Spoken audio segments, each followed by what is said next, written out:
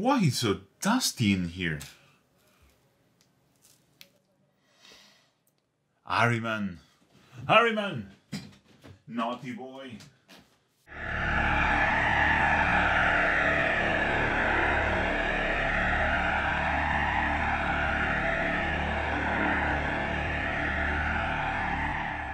Hello fellow haters of the blue, and welcome to my channel, and also welcome to a very special episode of Heavy Contrast Marines, a series where I try to paint a space marine to the highest level possible using just contrast paints and highlights. And this is a very special episode because in this episode I'm painting the last space marine for the series. So, let's get cracking.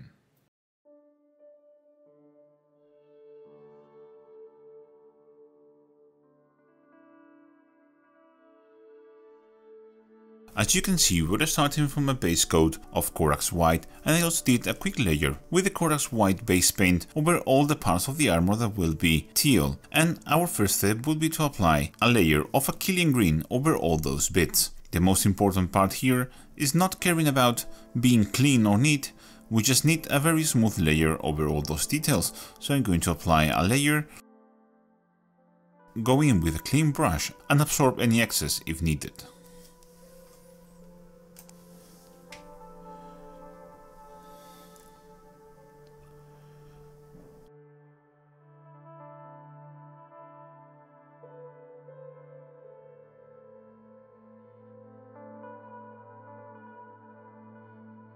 Here on his helmet, where I actually can be a bit neater, I'm going to try to maintain the yellow lines without any Achillean green, just to save myself some time later on.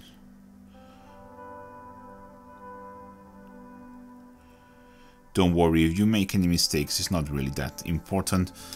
You can just cover it later on, but if you can avoid yourself some work, it's always a good idea.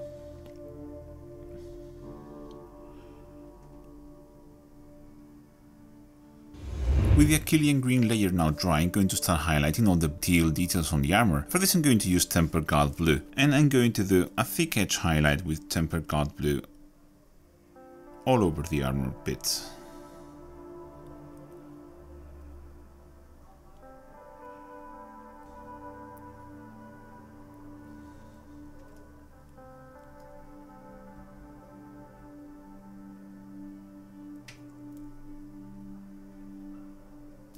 If you've made any mistakes like I did here, you can cover this using a 1-to-1 mix of tempered gold blue and Ahriman blue. As you can see, that is a perfect match for the underlying contrast color. On top of all the edge highlighting I'm going to do on his armor, I'm also going to glaze a spot highlight on the rounded parts, specifically on his shoulder pads. And I have my tempered gold blue thin to a sort of heavy glaze consistency, and I'm going to apply a highlight here on the top of his shoulder.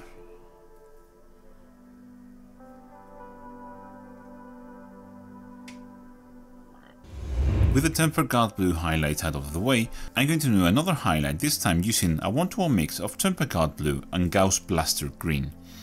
And I'm going to do a thin edge highlight this time, so I'm going to do an edge highlight that is smaller than the previous tempered gold blue one, so that way the tempered gold blue shows in between the Achillean green layer and this highlight.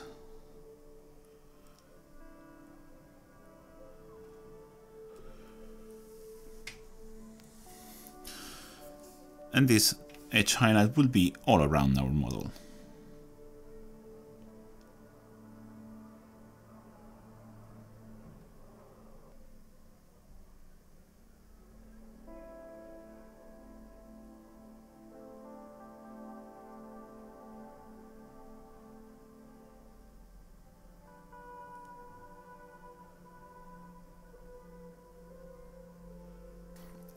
And as I did before, on top of the edge highlighting, I'm going to make a glaze, kind of heavy glaze consistency as you can see there, and I'm going to glaze in the spot highlight here on the rounded shoulder pads.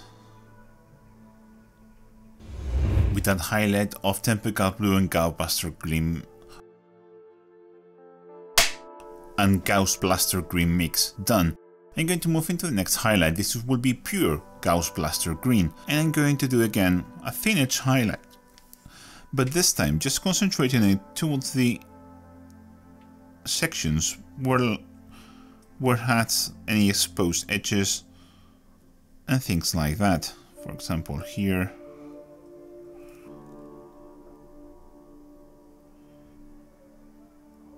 here at the top of the panels,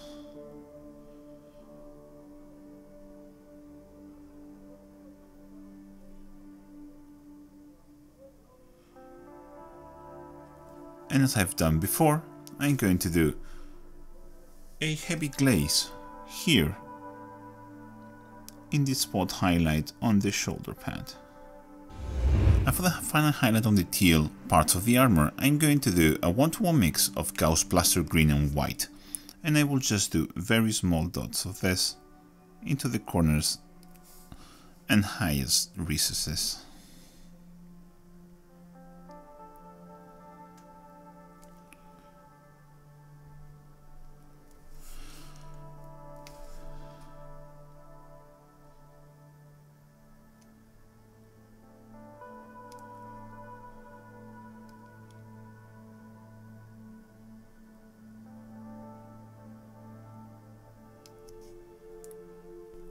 And also I'm going to do a very small dot here on the spotlight reflection.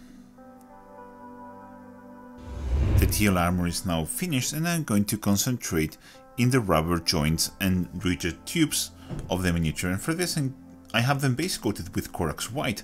I'm going to do a layer of Grave Charger grey over all those details.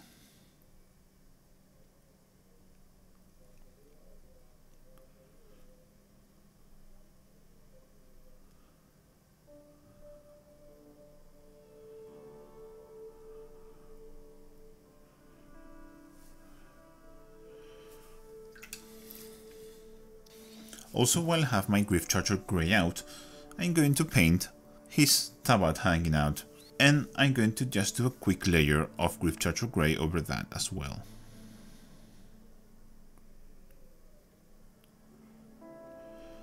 Once the layer is applied, I'm going to go back and absorb any excess just to make it as clean as possible. While the Grave Charger grey dries, I'm going to base coat all the parts that will be yellow using Wraithbone. Just go very carefully over all these thin stripes and do a quick layer of Wraithbone over them.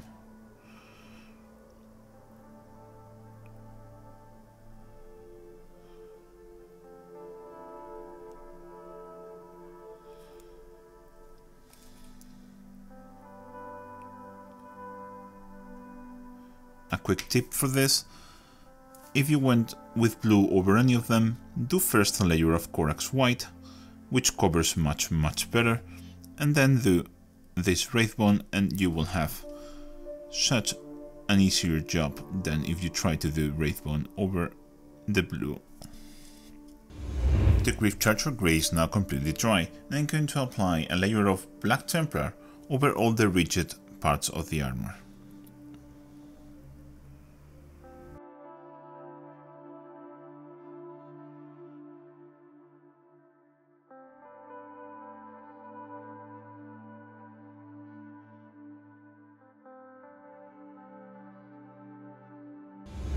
The Black Templar is now dry, and I'm going to apply a layer of Iyanden Yellow over the parts that we base coated using Wraithbone.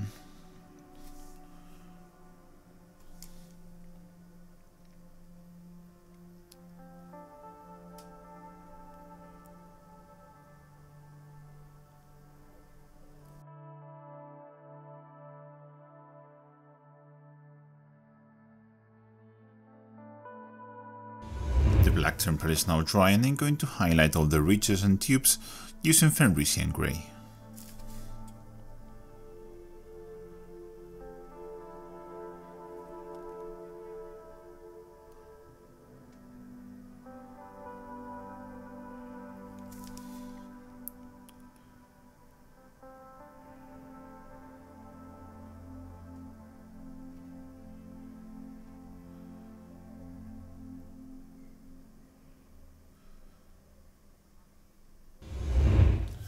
And finally, for the second highlight on the rubber ridges and tubes, I'm going to take Ultra and Grey, and I'm just going to do a small dot of this in the middle of our recent grey highlight. When I do this, I also try to keep them straight and in line.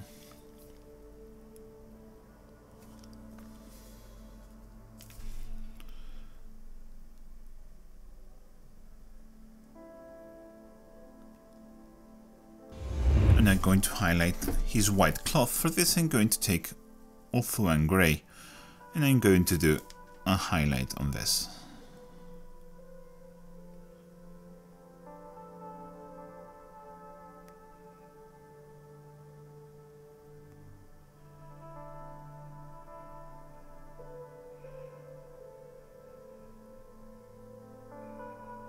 If you want to add a bit more variation and light, you can make a heavy glaze with Ultra and Grey like this and apply a highlight towards the top of the cloth.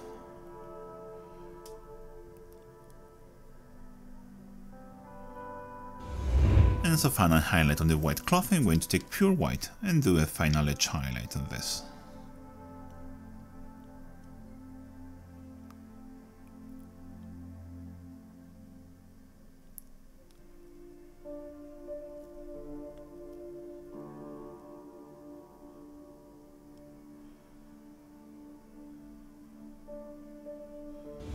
With the white cloth now done, I'm going to highlight all the yellow details. For this I'm going to start by edge highlighting them using Phalanx Yellow.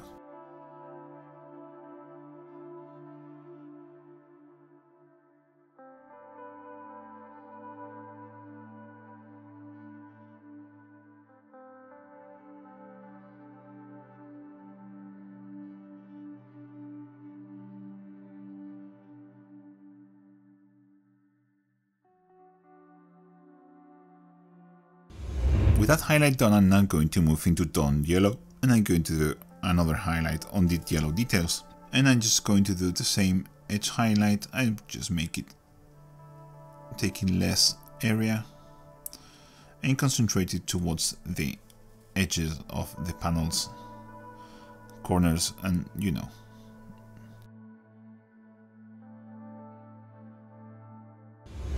And finally, for the yellow details, I'm going to take pure white. And I'm just going to do a dot highlight of this in the corners of each of these panels. Just a very tiny highlight, like that.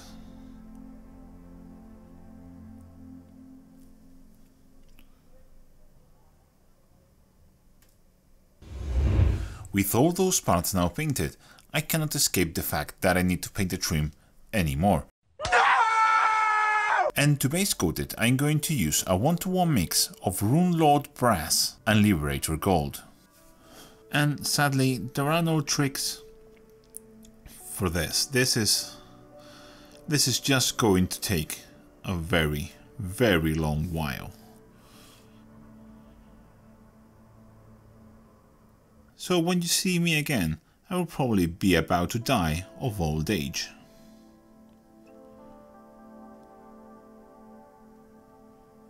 Six hours later. With all the tree now base coated with our custom mix of Runelord Brass and Liberator Gold, I'm going to wash it, and for this I'm going to use Dark Oath Flesh. And I'm just going to apply a layer of Dark Oath Flesh over all the gold details.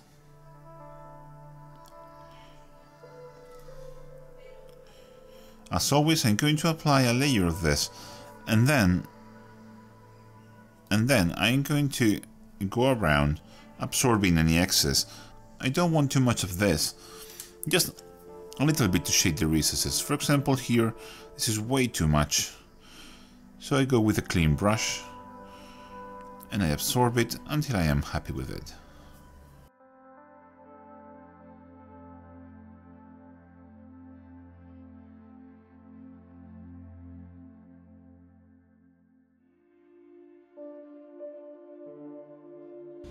With a wash of Dark Oath Flesh now dry, I'm going to highlight all the trim. For this I'm going to use Canoptech Alloy, and I'm just going to do an edge highlight with this all over our trim.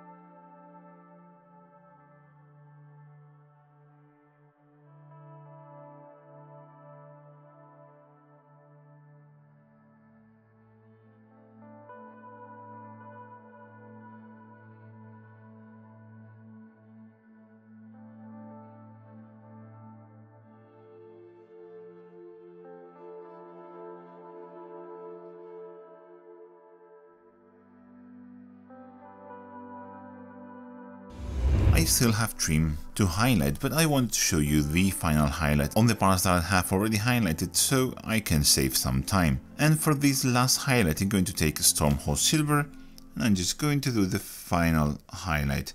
I'm just picking up, this is very subtle as you can see, I'm just picking up all the very corners of the trim. And also any point where I feel it needs a highlight.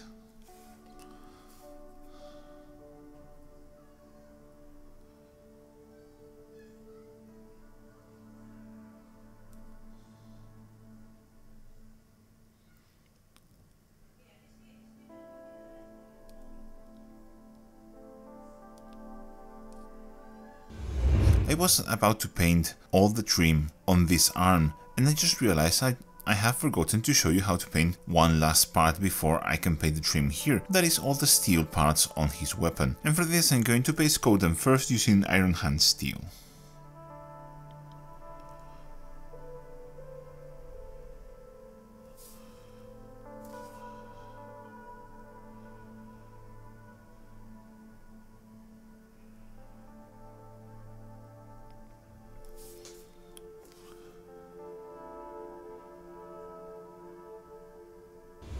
That now base coated and dry, I'm going to apply a wash using 1 part Black Templar and 3 parts Contrast Medium.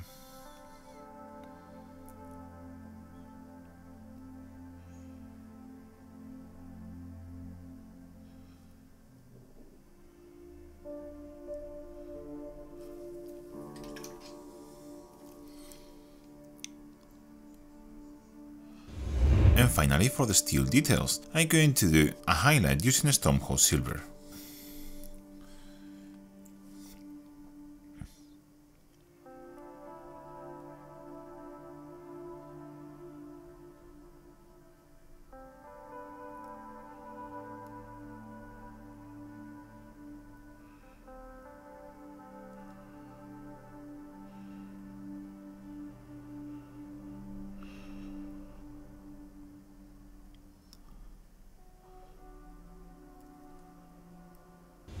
So with all those things out of the way, there is just 2 details left to paint, and as you can see I have glued everything together now. And the 2 details left to paint are the pink gems and the green glowing effects. So I'm going to start with the gems, and for this I have them all base coated with Corax White, then going to do a layer of Volupus Pink over all of them. The way you apply this is very important. You're going to start in this corner, then going to end the brush stroke in this other corner.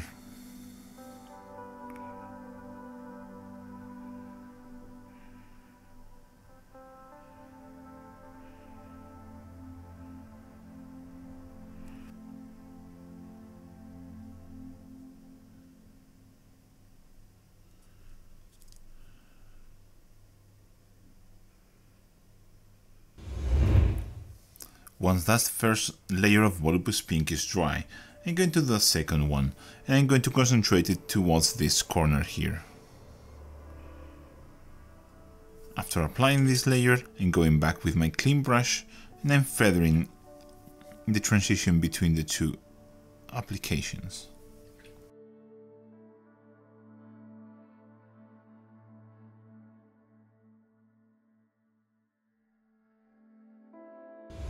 After that second layer of voluptuous pink is dry, I'm going to take Black Templar and I'm going to do the same thing, but this time concentrating it more towards that same corner.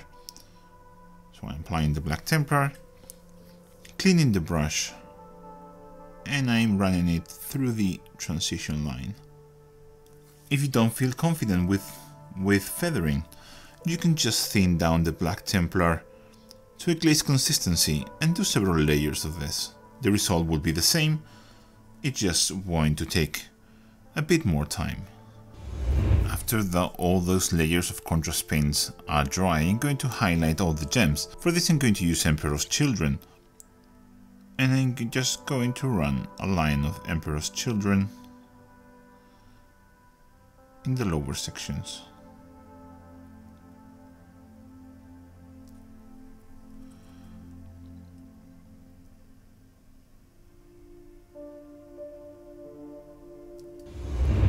For the last highlight on the lower sections, I'm going to do a mix of 1 part Emperor's Children and 1 part white, and I'm just going to do a final highlight for this.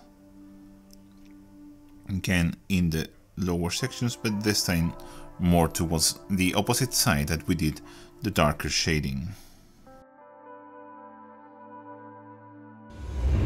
And finally for the gems, I'm going to do a dot of white in the darkest corner, just like that.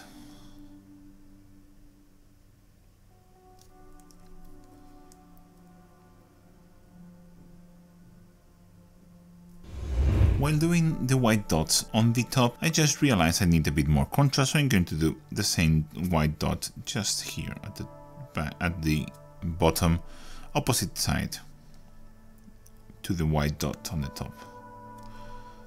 There you go. Much better now. And now there's just one detail left to paint, that is the green glowing bits. And for those, I have them already base coated with Corax white, but I'm going to take pure white and do a highlight in the center of them. Just like that. Very carefully in the center of the eyes. And I'm also going to run white inside the runes here on the weapon, whatever this is.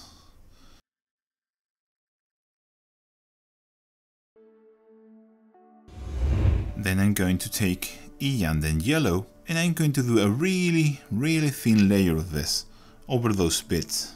I just want them to be yellowy, especially the big ones.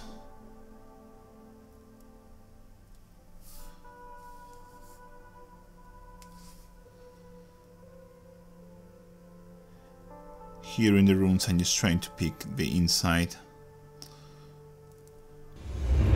With the Iyanden yellow now dry, I'm going to take warp lining and going to make a glaze out of it. You can see how thin it is. I'm doing this glaze using contrast medium. I'm going to apply this over all the glowing green bits.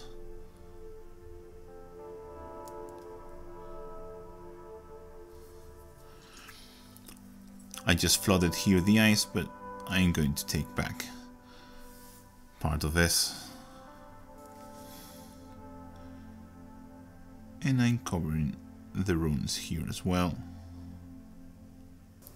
Once this first layer is dry, I'm probably going to apply a second one. For example, here in the top.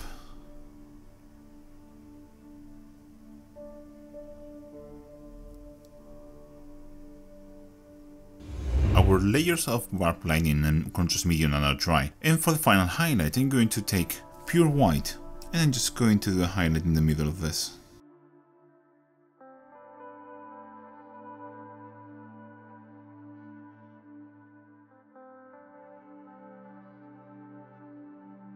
And also here on the runes, which I will try to pick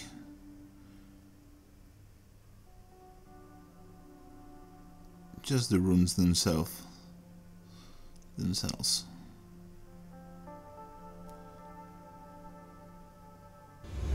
once all that white highlights are applied, I'm going to go back to my glaze of warp lightning and just going to apply it very thinly.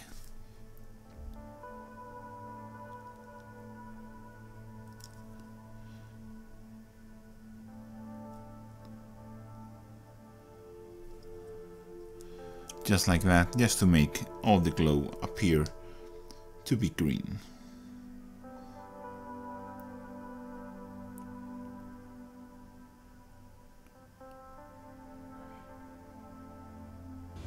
And with the glowing details now painted, our model is finished. And this was actually quite fun to paint. Of course, it's extremely tedious and I really can't imagine painting a full army of them. But I really love the color combination. I'm especially happy with how the gold trim looks. So guys, as always, thank you very much for watching. And thank you very much if you have followed this series since the very beginning. It's been a real pleasure and I'll catch you in the next one. Bye! Do you like my videos and want to help me make them? Well, there are several ways you can do that. You can follow me on social media, you have the links to all my social media in the description below. You can also check all my affiliate links in the pinned comment of this video. Use those links in your next hobby purchase and help me without any additional cost to you. I also have merch that you can see just below this video or in the shop tab of my channel. But most importantly, there is Patreon and channel members. You have the link to my Patreon in the description below and in the pinned comment of this video, or if you prefer, you can just click the join button below this video. Patreon and channel members help me do all the cool projects that I want to make and help me improve the quality of my videos. Don't be afraid, no content will ever be hidden behind a paywall, but it's a nice way to help me. You will get something back for your generosity. As I said guys, thank you very much for watching. And a special thank you to Ben Morin, Victor Domen, Michael Boye, Christoph Moret, Joshua Bohannon, Ryan Mann, Bell Drain, Javi Mota, Daniel Figueiredo, Kevin Sulas, Kieran Omurtha, Linar Lindemann, Jonathan Ekelund, Dr. B, G-Force, Elric Edge, Sasha Park, JT Butler, Manuel Vilela, Josh Simpson, Dominic Trevizo, Richard Kekowski, Brent Schillinger, Mark Jarvis, Gareth Smith, Vilkes War, Mateo de Rienzo, Aaron Dell, Natius Maximus, and Samuel for being the coolest persons on the planet. Be like these fine folks on my Patreon and take control. Oh crap, I had to clean all this mess. I really should think about this crap before doing it.